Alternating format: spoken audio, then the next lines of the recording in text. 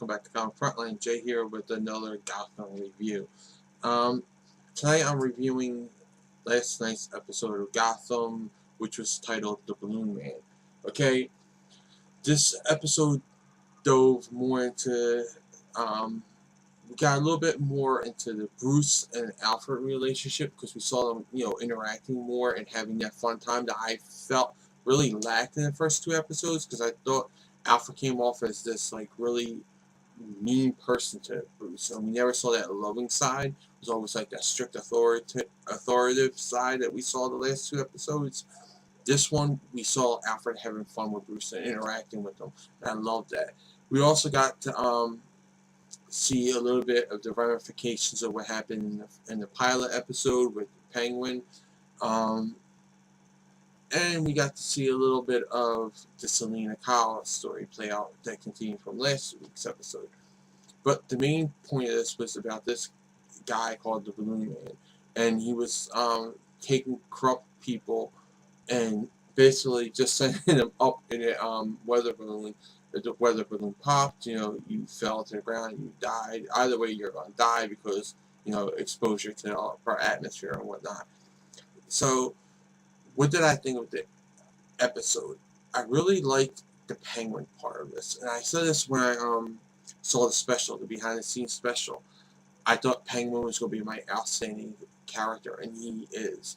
I look forward to seeing him, and this is sort of, I know they're selling this as a little bit of Jim Gordon feeling out the early stages of Gotham and how he becomes commissioner and how Bruce Wayne becomes Batman, because it's very focused on it, and it is doing what I feared that was going to happen with making Jim Gordon such a focus in Bruce's life.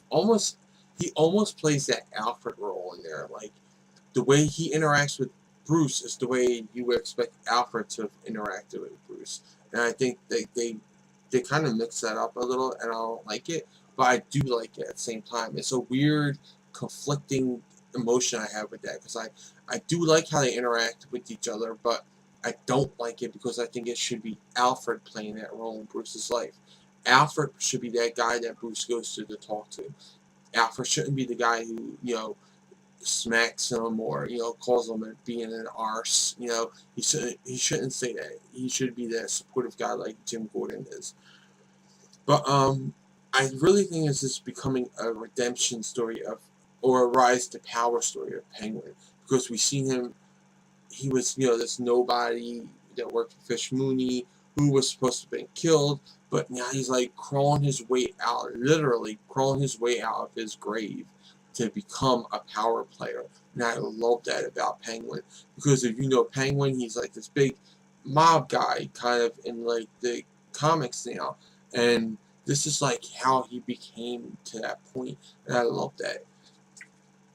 The episode itself, the main story wasn't really my interest. It didn't really interest me. It was like a throwaway character kind of, but I did like it. I thought it was kind of interesting, but I didn't like how Bullock is. I still don't like how the corruption runs so deep in the Gotham PD. Like, nobody is redeemable, and I still don't think. I don't want Bullock to be redeemed, even though I love Bullock and I want him to be redeemed. I don't want this Bullock to be redeemed because I don't see how he can. Like, he has no heart whatsoever. I only see the slither of who he is. Like, I don't see that. You can see with some of the characters how they got like that. You can see like Montoya. She's Montoya. You see that slither of who she is in the comics. You don't see that with Bullock. He's fully. I think he's too corrupt.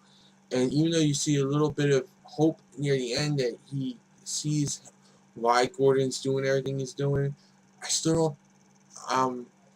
They're really going to have to pull a rabbit out of the hat to make me believe that he redeemed himself.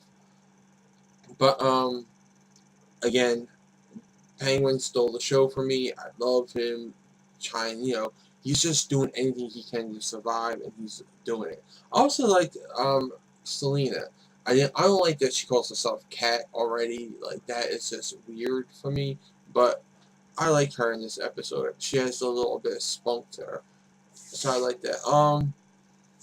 Overall, I'm gonna give it a 3.5 stars because there's something that's like groundbreaking where I'm like, oh wow, that really happened in this episode. Like I want something like that to grab me, to give me a better rating for it. But yeah, 3.5 episode. I say watch it. I think it shows some potential, and that's the only reason why I keep watching it. It shows some potential. It's not like Arrow or Flash or even the Agents of S.H.I.E.L.D. level, but it is a good show, and I really do like the Penguin story. For like the 20th time I'm saying this, I really do like the Penguin's uprising story. So, once again, 3.5 stars. I recommend giving it a shot. Well, those are my thoughts. Now I want to know what yours are in the comments below. Also, like this video, subscribe to Comic Frontline, check out and subscribe to my channel, The Comic Book Theater. Check out Comic Frontline, the site, for all the latest previews, reviews, news, and interviews. For even more news on all things related to comics, comicrelated.com is your source for all your comic book needs with daily updates. And don't forget to like and follow me and Comic Frontline on Facebook, Twitter, and Google+. I'll include all these links in the description below. Until then, I'll catch you in the next review.